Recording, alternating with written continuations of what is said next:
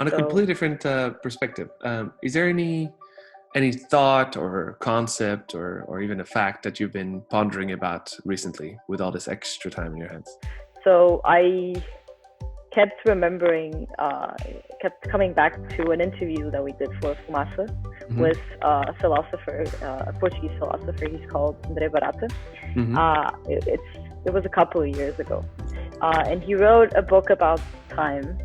And what's interesting is that one of the things that he told us during the interview was that the biggest transformation you can see in the world, or that we can undertake, is slowing down.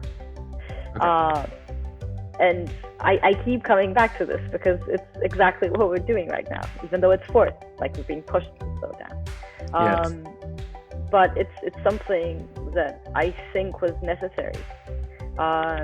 And I think we should be, more comfortable with ourselves and being by ourselves and getting to know ourselves a lot better than before.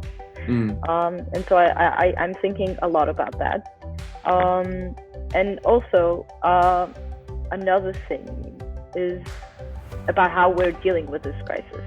Because, this is, everyone is being very practical, pragmatic, where, have governments making these huge decisions that are going to impact a lot on our lives and so on. And I keep thinking, why haven't we done this or had the same reaction when it came to climate change?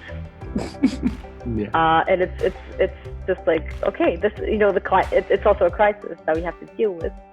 It might be a little more down the road, so it's not, you're not feeling, well, we are feeling the effects of climate change right now, but not as much as we will in the future.